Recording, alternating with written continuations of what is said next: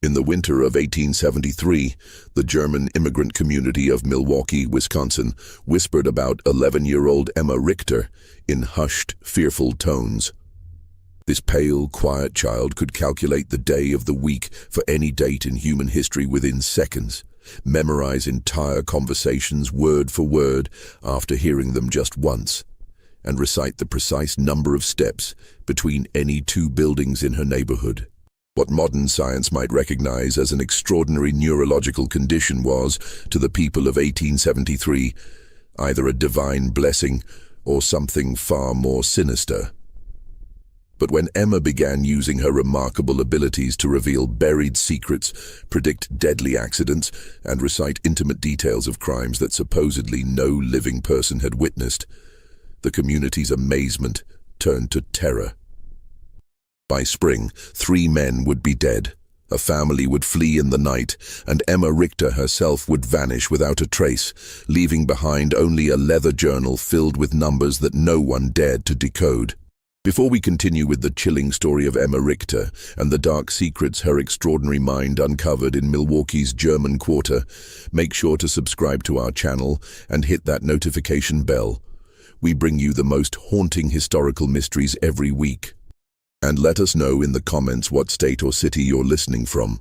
These stories happened in communities just like yours, closer to home than you might think. What the residents of Brewery Town didn't realize was that Emma's gift would expose a web of lies, betrayal and murder that had been carefully hidden for nearly a decade, and that her mathematical precision would become their community's most terrifying nightmare. Milwaukee's German Quarter in 1873 was a bustling enclave of red brick breweries, modest wooden homes, and the constant sound of German voices mixing with English in the crisp Wisconsin air. The community of nearly 8,000 German immigrants had built their own little Bavaria along the shores of Lake Michigan, complete with beer gardens, traditional bakeries, and the familiar rhythms of old-world life transplanted to American soil. The men worked in the breweries, Schlitz, Best, and the dozens of smaller operations that made Milwaukee famous, while their wives tended gardens that yielded the same vegetables their grandmothers had grown in the Rhineland. Heinrich and Greta Richter had arrived from Bavaria in 1861 with dreams of prosperity and their infant daughter Emma. Heinrich found steady work as a brewmaster at the Kellner Brewery, a mid-sized operation that supplied beer to the growing city's thirsty population. Greta took in laundry and mending to supplement their income, her nimble fingers working by candlelight long after Emma had been put to bed in their small but tidy home on Galena Street. The Richters were unremarkable in every way except for their daughter. Emma had been born during the harsh Atlantic crossing, 3 weeks premature and so small that the ship's doctor doubted she would survive the journey. But survive she did, though she remained slight and pale, with enormous grey eyes that seemed to take in everything around her with unsettling intensity. As a toddler, she rarely cried or demanded attention, content to sit quietly in corners, watching and listening as the adult world unfolded around her. By age 4, Emma's parents began to notice something unusual. She could recite entire conversations she had overheard days earlier, complete with the precise inflections and accents of the speakers. She counted everything: the number of stitches in her mother's embroidery, the steps from their front door to the bakery, the exact time between the brewery whistles that marked the beginning and end of each workday. When Heinrich taught her basic arithmetic, she absorbed mathematical concepts with frightening speed, solving problems in her head faster than he could work them out on paper. The German community initially viewed Emma's abilities with a mixture of pride and unease. Old Mrs. Brennan, who claimed to remember the witch trials in her grandmother's stories, crossed herself whenever Emma's calculating grey eyes fixed on her. But Father Koller, the stout Bavarian priest who served their small Catholic parish, declared Emma's gifts to be a blessing from God, a child chosen to demonstrate divine wisdom in their New World community. The winter of 1872 had been particularly harsh, with temperatures dropping so low that Lake Michigan froze solid for the first time in a generation. The brewery workers huddled around coal stoves, their breath visible even indoors, while their wives struggled to keep their families warm and fed through the long, bitter months. It was during this isolated winter that Emma's abilities began to take on a darker character, though no one yet understood what was coming. Emma had developed the habit of sitting by the small window in their kitchen, watching the neighbors go about their daily routines with the same intense focus she applied to mathematical problems. She began to notice patterns, not just in numbers, but in human behavior. Mr. Kruger always walked to the brewery by the same route, taking exactly 247 steps, except on Wednesdays when he took a different path that required 284 steps. Mrs. Fisher hung her laundry in a specific sequence, but when her husband worked late at the mill, she changed the order completely. These observations might have been dismissed as the quirks of an unusual child, except that Emma began to vocalize her findings in ways that made the adults increasingly uncomfortable. The transformation from curiosity to dread began on a gray February morning in 1873. Emma was sitting at the kitchen table, methodically eating her breakfast, while her mother prepared her father's lunch pail, when she suddenly looked up and announced, "Mr. Dietrich will not come home from the brewery today. He will die at exactly 14 minutes past 2 o'clock. Greta Richter nearly dropped the tin pail she was holding. Emma, mein Gott, what a terrible thing to say. Why would you think such a thing? Emma's grey eyes remained fixed on her mother's face with that unsettling intensity. He has been drinking from the small brown bottle for 17 days. Yesterday he drank 3 times more than usual. His steps were uneven, 251 instead of his normal 244. When people change their patterns by more than 10%, something significant happens within 72 hours. Mr. Dietrich's pattern changed by 12%. The calculation is simple. Heinrich, who had been putting on his heavy wool coat, stopped and stared at his daughter. Johann Dietrich was indeed a drinker, but no more than half the men in the German quarter. The idea that Emma had been counting his steps and tracking his drinking habits was disturbing enough, but her calm, mathematical certainty about his death sent a chill through both parents that had nothing to do with the Wisconsin winter. "You must not say such things, Emma," Heinrich said firmly. "It's not proper for a child to speak of death." Emma simply nodded and returned to her breakfast, but her parents exchanged worried glances over her bent head. They had grown accustomed to their daughter's unusual observations, but this felt different, darker and more specific than her typical mathematical pronouncements. At precisely 14 minutes past 2 that afternoon, Johann Dietrich collapsed in the brewery's malt room. The official cause of death was heart failure, brought on by what Dr. Muller determined to be chronic alcohol poisoning. The brewery workers who found him noted that he had been acting strangely for weeks, drinking more heavily than usual and showing signs of severe anxiety.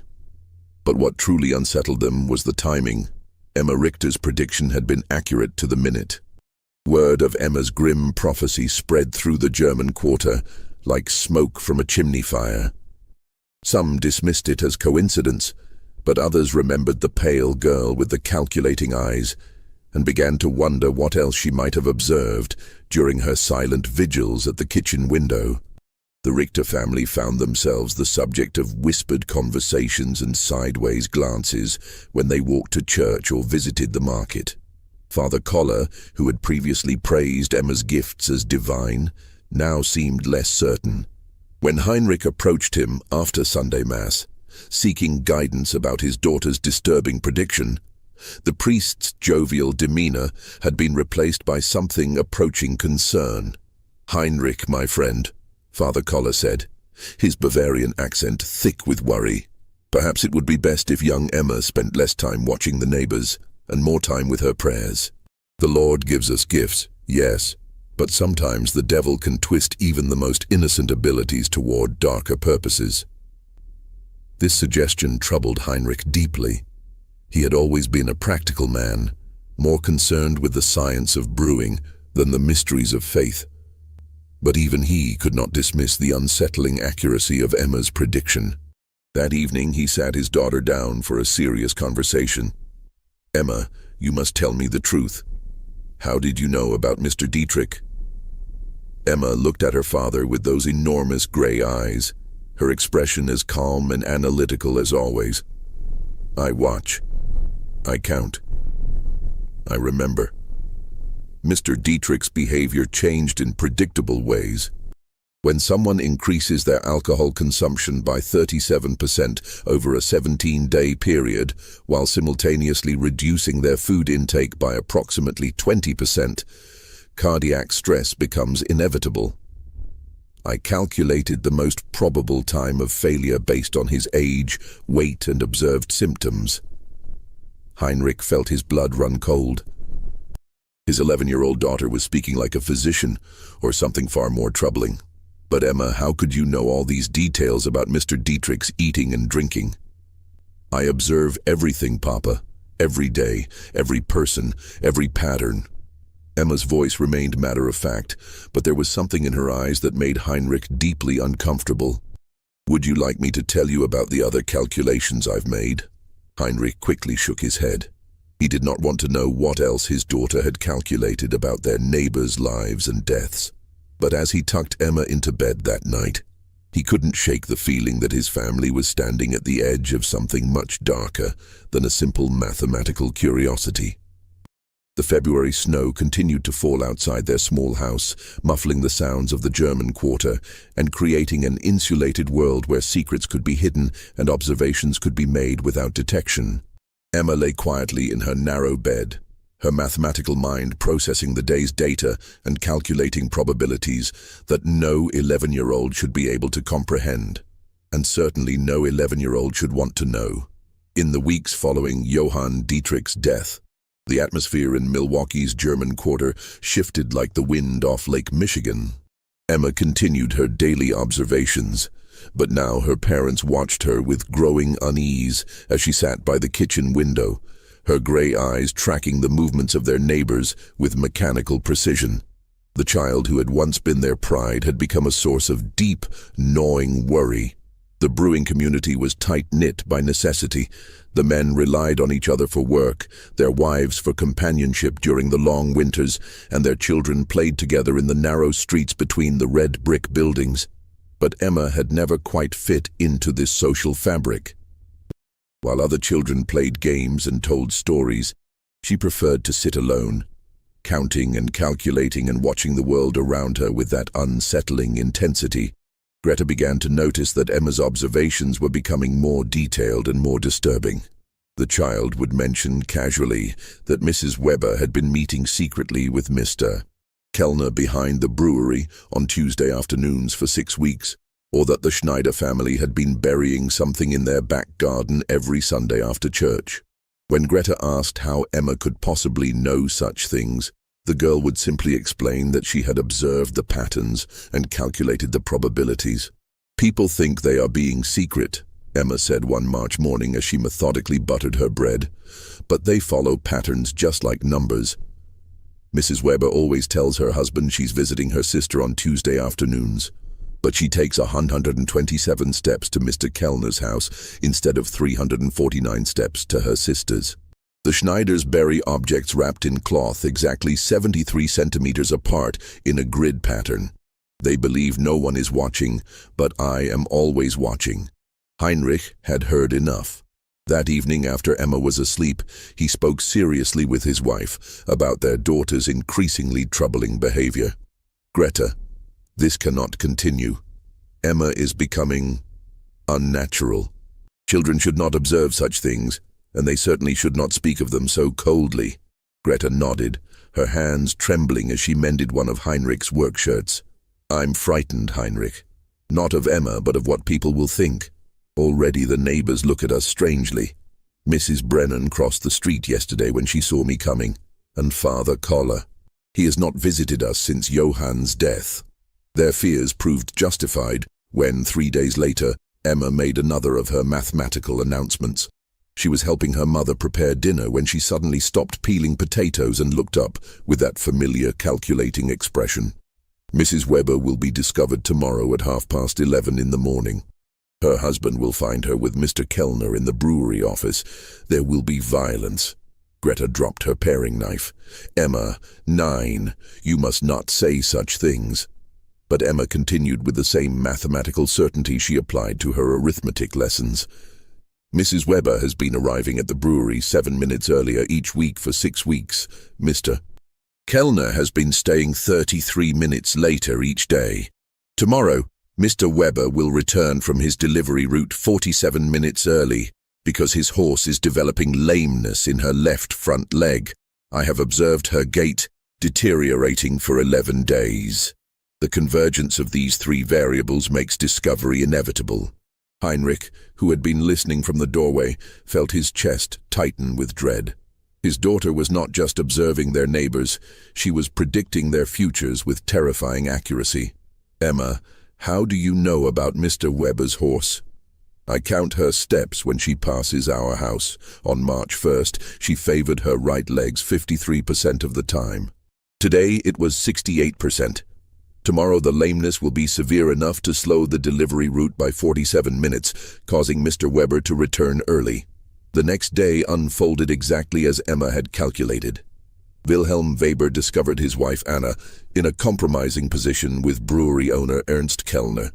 The confrontation that followed left Kellner with a broken nose and 3 cracked ribs, while Anna Weber was beaten so severely that Dr. Müller had to be summoned.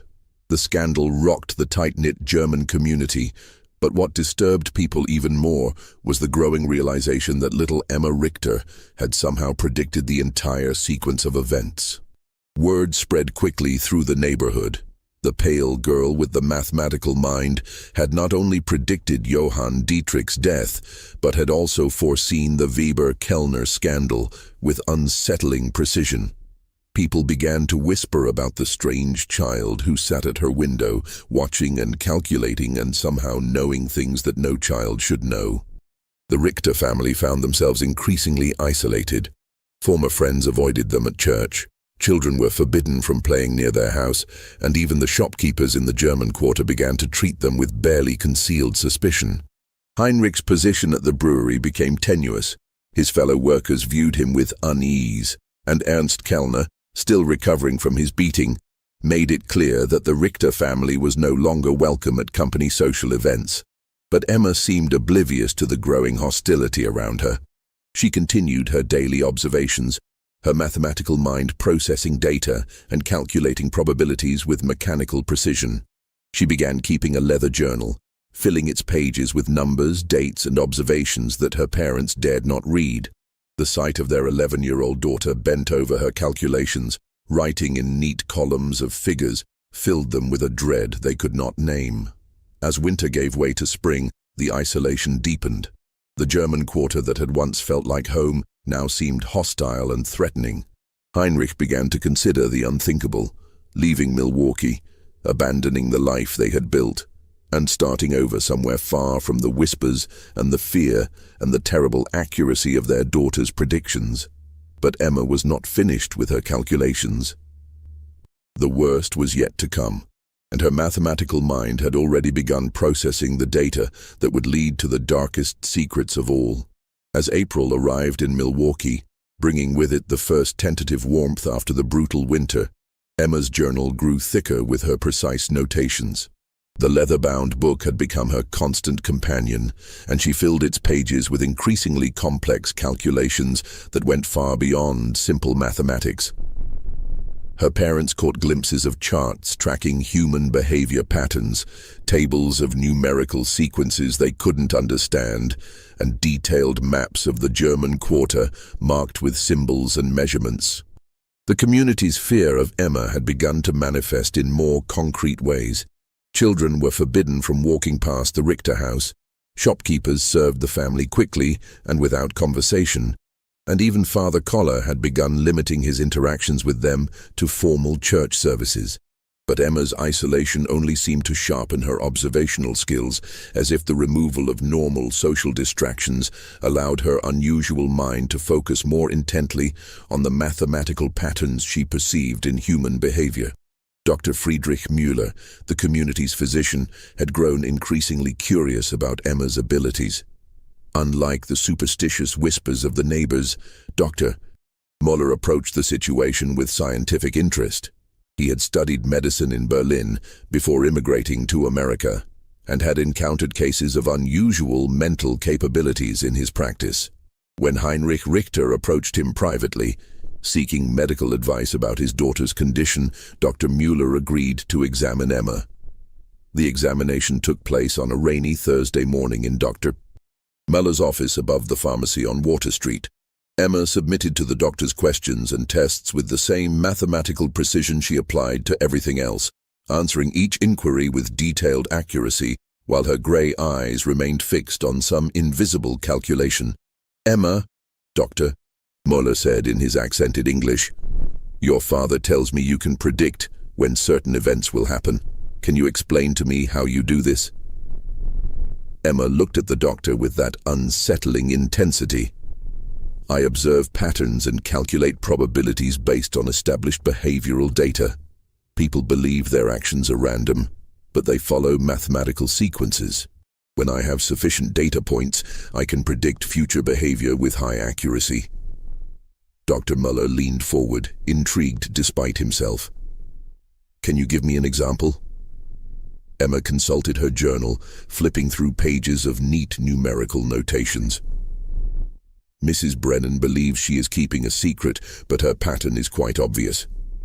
Every Tuesday and Friday for 8 weeks, she has walked to the church at exactly 3:15 in the afternoon.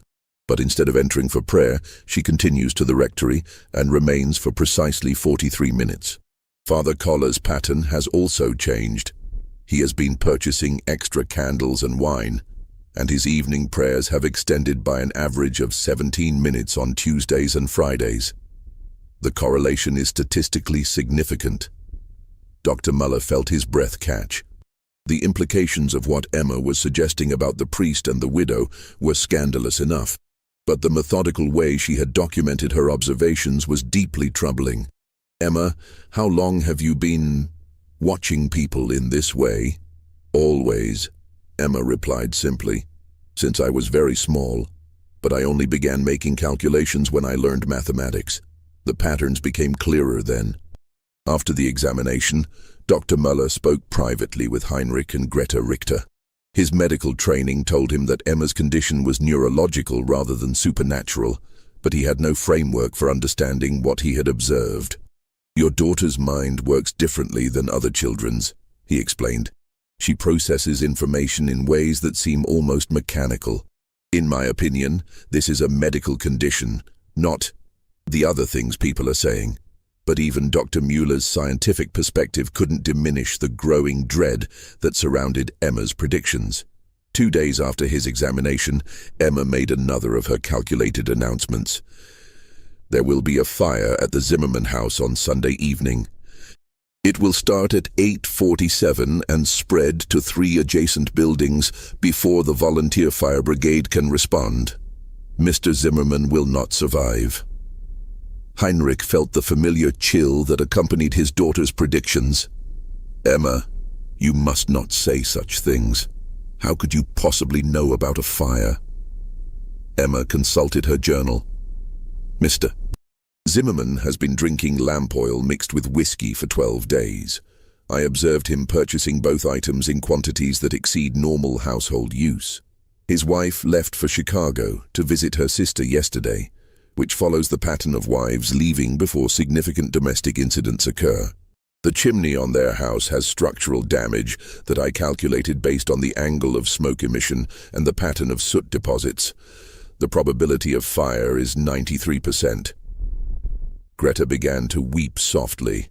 The clinical way Emma discussed potential tragedy, as if human suffering were simply another mathematical problem to be solved, frightened her more than any supernatural explanation would have.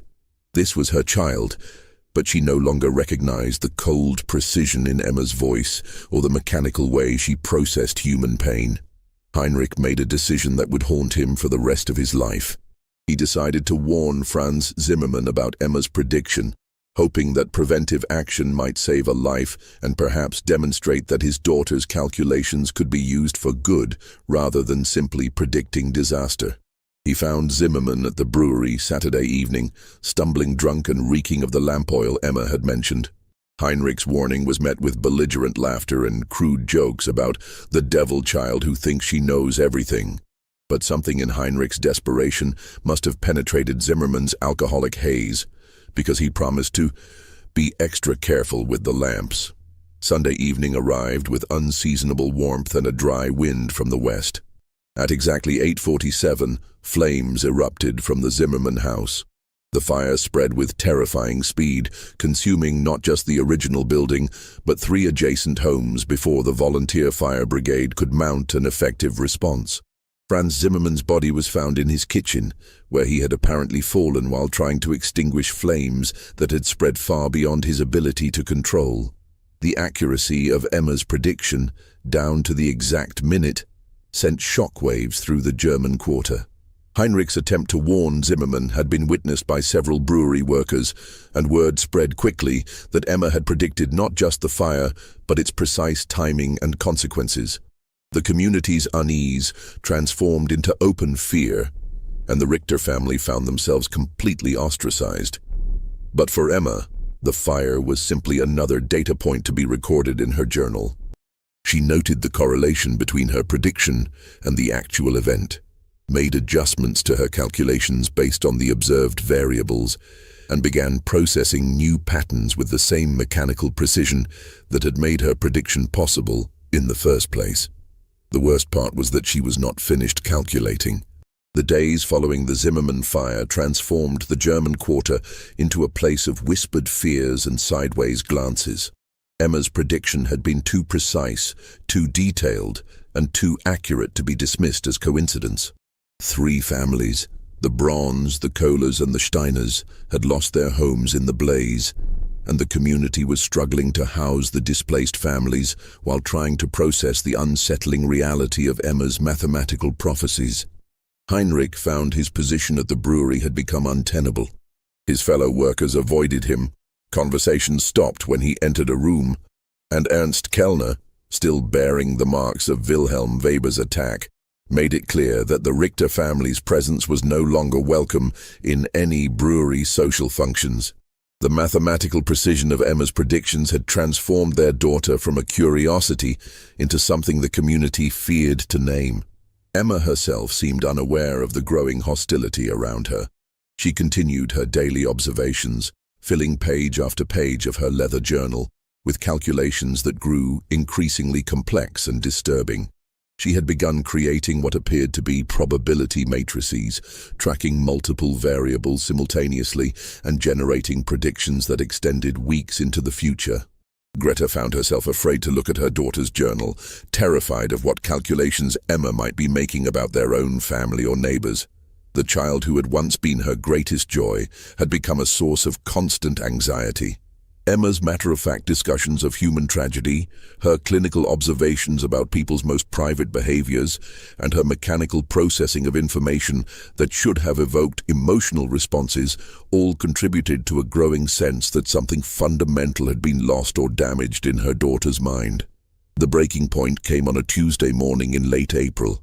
Emma was sitting at her usual place by the kitchen window, watching the street activity with her characteristic intensity, when she suddenly looked up at her mother with those calculating grey eyes.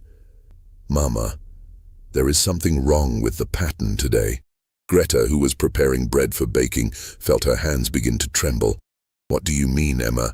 Emma consulted her journal, flipping through pages of numerical notations with practiced efficiency. "Every Tuesday for 11 weeks, Mrs. Brennan has walked to the rectory at exactly 3:15. But today she left her house at 2:47 and walked toward the river instead. Her behavior indicates significant distress. Her step length decreased by 12%, and her breathing pattern was irregular. This suggests she is planning something final." The clinical way Emma discussed Mrs. Brennan's apparent suicidal intentions filled Greta with horror. "Emma, you must not speak of such things. Mrs. Brennan is a good woman. She would never. The mathematical probability is 87%. Emma interrupted with the same tone she might use to discuss the weather. People who dramatically alter established behavioral patterns while displaying physical signs of distress typically execute irreversible decisions within 4 hours of the pattern change. Mrs. Brennan's pattern changed 43 minutes ago. Greta felt the world tilting around her. The realization that her 11-year-old daughter was calmly predicting a neighbor's suicide with mathematical precision was more than she could bear. She dropped her bread dough and ran to find Heinrich, who was in their small garden behind the house, trying to find some normalcy in the simple act of preparing soil for spring planting. "Heinrich, you must come quickly. Emma says Mrs. Brennan is going to harm herself. We must do something." Heinrich looked at his wife's terrified face and felt the familiar dread that had become their constant companion. They found Emma still sitting by the window, making additional notations in her journal as if recording a scientific observation rather than predicting a human tragedy. "Emma, tell me exactly what you observed about Mrs. Brennan." Emma looked up from her calculations. She deviated from her established Tuesday pattern by 28 minutes. Her physical indicators suggested severe emotional distress. Based on historical data about behavioral pattern disruption, the probability of self-harm is 87%, with peak likelihood occurring between 5 and 7 this evening. Heinrich made a decision that revealed both his desperation and his growing acceptance of Emma's abilities. He left the house immediately and went searching for Margaret Brennan, following the route toward the river that Emma had indicated. He found the elderly widow standing on the dock where the fishing boats tied up, staring into the dark water with an expression of profound despair. "Mrs. Brennan," Heinrich called softly, approaching carefully so as not to startle her. "Are you all right?" The elderly woman turned toward him, her eyes red with tears. "Heinrich, what are you doing here?" I was concerned about you. You seem troubled lately." Mrs. Brennan's face crumpled. "I cannot bear it any more, Heinrich. The shame, the whispers, the knowledge that everyone knows about my weakness. Father Koller says it is sin, but I cannot help what I feel for him. Better to end it than to live with this disgrace." Heinrich realized with growing horror that Emma's observations about Mrs. Brennan and Father Koller had been accurate, and that the elderly woman was indeed contemplating suicide rather than face the scandal. He spent the next 2 hours talking Margaret Brennan away from the river, convincing her that shame was not worth dying for and that the community's judgment would eventually fade. When he returned home that evening, he found Emma making final notations in her journal.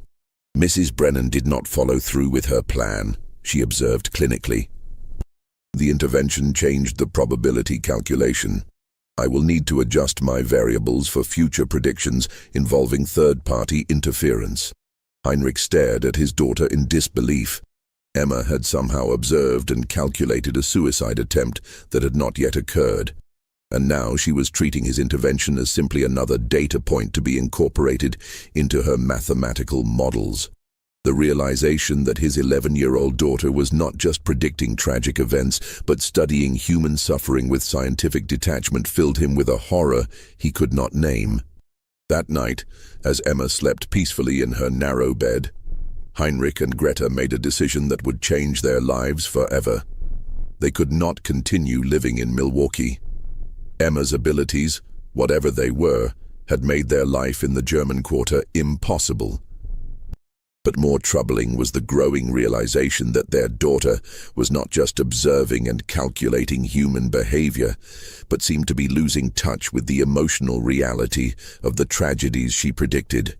They began making quiet plans to leave Wisconsin, to find someplace where Emma could live without being feared, and where her unusual mind might find a different outlet. But Emma was not finished with her calculations, and the most disturbing revelations were yet to come. As Heinrich lay awake that night, listening to the sounds of the German quarter settling into sleep, he could not shake the feeling that his daughter's mathematical mind had uncovered secrets that went far deeper than adultery and suicide attempts. The precision of her observations, the clinical way she discussed human tragedy, and the growing complexity of her calculations all suggested that Emma had been watching and recording far more than anyone realized. And the most terrifying part was that she was still calculating. The revelation that would expose the darkest secret of Milwaukee's German Quarter came on the first day of May, 1873. Emma had been making increasingly complex calculations in her journal, creating elaborate charts that tracked the movements and behaviors of virtually every adult in their community. Her parents had begun packing their belongings in preparation for leaving Wisconsin, hoping to escape before Emma's next prediction could destroy more lives. But that morning, as spring sunlight streamed through their kitchen window, Emma made an announcement that would shake the very foundations of their community. "Papa," she said, looking up from her journal with those calculating gray eyes, "I need to show you something important. My calculations have revealed a pattern that explains everything." Heinrich, who had been dreading this moment for weeks, reluctantly sat down across from his daughter. Emma opened her journal to a section filled with detailed charts, maps, and numerical sequences that looked more like the work of a trained investigator than an 11-year-old child. "For 26 months, I have been observing and recording the behavior patterns of 43 adults in our community," Emma began with her characteristic clinical precision. "Initially, I believed the patterns were random variations, but when I analyzed the data systematically, I discovered correlations that indicate organized criminal activity." Heinrich felt his blood run cold. "Emma, what are you saying?" Emma consulted her charts with the methodical precision of a mathematics professor. 7 men in our community have been meeting secretly every Wednesday at midnight in the basement of Kellner's brewery. I calculated their movement patterns based on observed deviations from normal behavior, timing inconsistencies in their stated activities, and physical evidence of their gatherings. She pointed to a detailed map of the German Quarter marked with symbols and measurements. "Mr.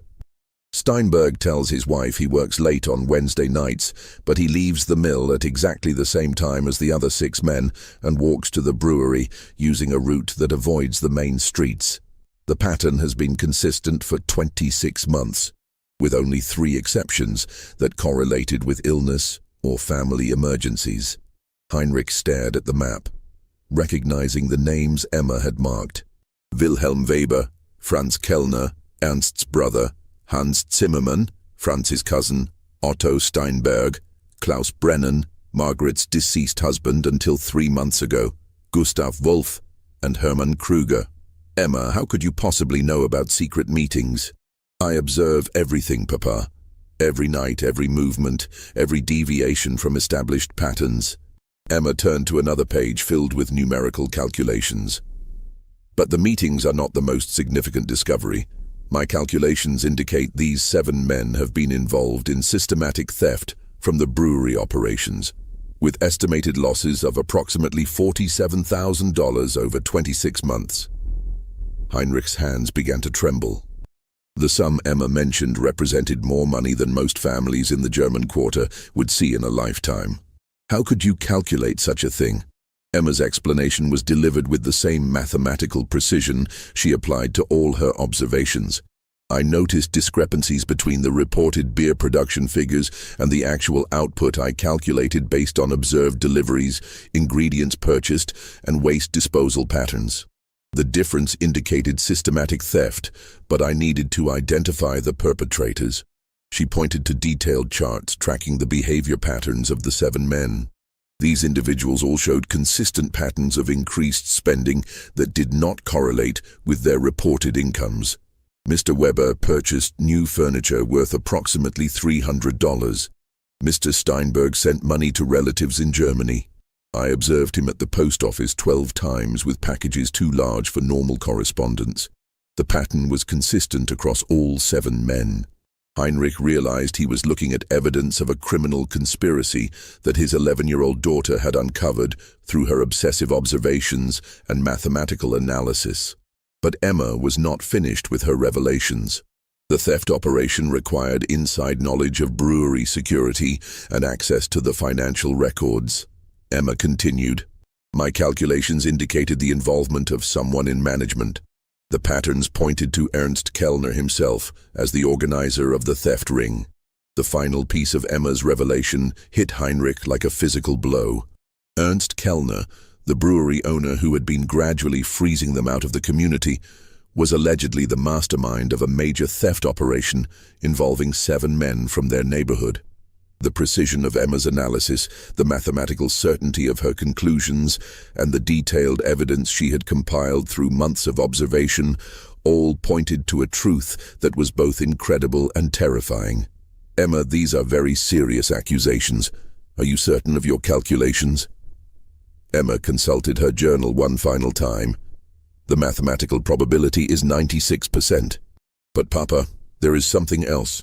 Something that explains why Mr. Kellner has been trying to isolate our family from the community. Heinrich felt his chest tighten with dread. What do you mean? Mr. Kellner knows that I observe everything. He has been watching me watch him. 3 weeks ago, he approached our house twice at night and stood outside for 17 minutes each time, as if calculating whether I might have discovered his secret. His behavior indicates he suspects I know about the theft operation. The realization that Emma's mathematical abilities had not only uncovered a criminal conspiracy, but had also made her a target filled Heinrich with a terror he had never experienced. His daughter's obsessive observations and calculating mind had revealed secrets that powerful men would kill to protect. Emma closed her journal and looked at her father with those unsettling gray eyes. Papa, my calculations indicate that we are in significant danger. Mr. Kellner and the others cannot allow me to continue making observations. The mathematical probability of them taking action against our family is 84%. With peak likelihood occurring within the next 72 hours. Heinrich understood that Emma's final prediction was not about fire or suicide or adultery, but about their own family's survival. Her mathematical mind had uncovered a truth that made their continued existence in Milwaukee impossible, and the men she had exposed would not hesitate to eliminate the one witness who could destroy them all. That evening, Heinrich made a decision that would save his family's life.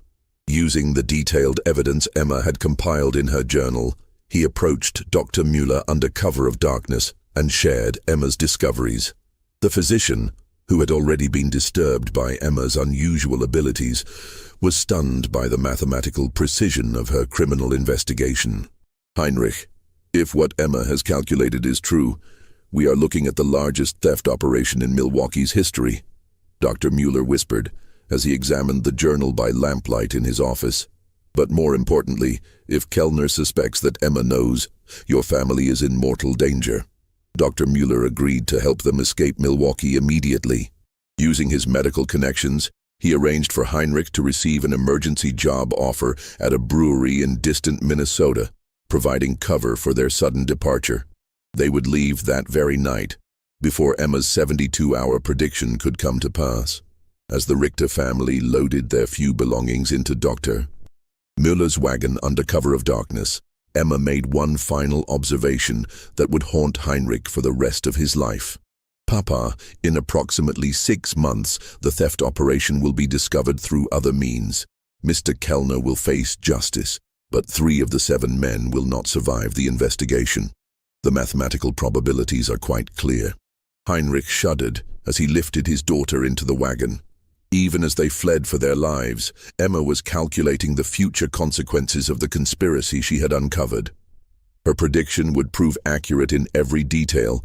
By winter, a federal investigation would expose the theft ring, Ernst Kellner would be arrested and convicted, and 3 of his accomplices would die under suspicious circumstances that were never fully explained. But on that dark May night in 1873, as their wagon rolled through the sleeping streets of Milwaukee's German Quarter, Heinrich could only think about how his daughter's extraordinary mathematical mind had both saved their lives and destroyed the only home they had ever known in America.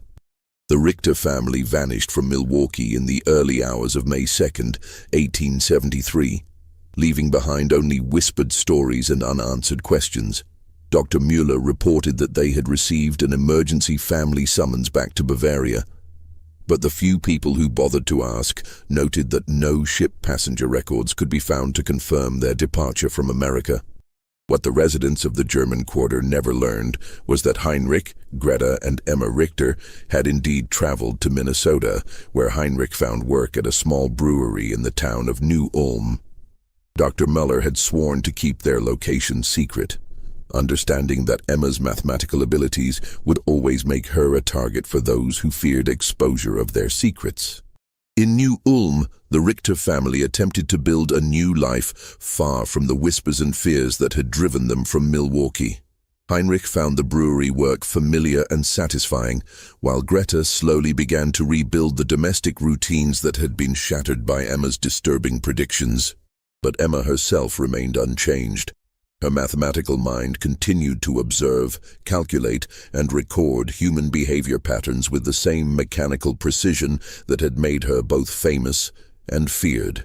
Dr. Muller maintained correspondence with the family for several months, reporting that Emma had begun working with a mathematics professor at a nearby college who was fascinated by her unusual abilities. The professor, a German immigrant named Dr. Hermann Weiss, approached Emma's condition from a scientific rather than supernatural perspective, helping her understand and channel her observational skills in ways that might prove beneficial rather than destructive. But the most significant revelation came in November of 1873, when Dr. Muller received a letter from Heinrich containing Emma's final prediction about the Milwaukee theft operation. As she had calculated with mathematical precision, federal investigators had indeed uncovered Ernst Kellner's conspiracy. Kellner was arrested and convicted of embezzling over $50,000 from multiple brewery operations. Wilhelm Weber, who had been Kellner's primary accomplice, was found dead in his home under circumstances that were ruled a suicide, but which many suspected were something far more sinister. Otto Steinberg and Hermann Kruger also died within weeks of the investigation's conclusion. Steinberg in what appeared to be a drunken accident, and Kruger from what Dr. Muller diagnosed as a sudden heart attack that bore suspicious similarities to the symptoms of certain poisons. Emma's mathematical analysis of the criminal conspiracy had been accurate in every detail, including her prediction that not all of the conspirators would survive the eventual discovery of their crimes. The precision of her calculations, even from hundreds of miles away and months in advance, confirmed what Heinrich had come to understand about his daughter's extraordinary and terrifying abilities. The German quarter of Milwaukee slowly recovered from the scandal and tragedy of 1873. The brewery theft investigation brought unwelcome attention from federal authorities, but it also exposed a level of corruption that had been quietly damaging the community for years. New families moved into the houses left empty by death and departure, and the tight-knit community gradually rebuilt itself around more honest foundations. But the story of Emma Richter, the pale girl with the calculating gray eyes who could predict death and expose secrets through mathematical observation, became part of the neighborhood's whispered folklore. Parents used her story to warn their children about the dangers of knowing too much, while adults quietly wondered what other secrets might be hiding behind the ordinary facades of their neighbors' lives. Father Koller, who had initially blessed Emma's abilities as divine gifts, later confessed to Dr. Muller that the girl's mathematical predictions had shaken his faith in ways he could not explain. The priest had begun to question whether some knowledge was too dangerous for human minds to possess, and whether Emma's condition represented a blessing or a curse that had been visited upon their community. Just when we thought we'd seen it all, the horror in Milwaukee's German quarter intensifies. If this story is giving you chills, share this video with a friend who loves dark mysteries, hit that like button to support our content, and don't forget to subscribe to never miss stories like this. Let's discover together what happens next in the most disturbing historical cases America has to offer. Dr. Muller's final letter to the Richter family was written in the spring of 1874, nearly a year after their departure from Milwaukee.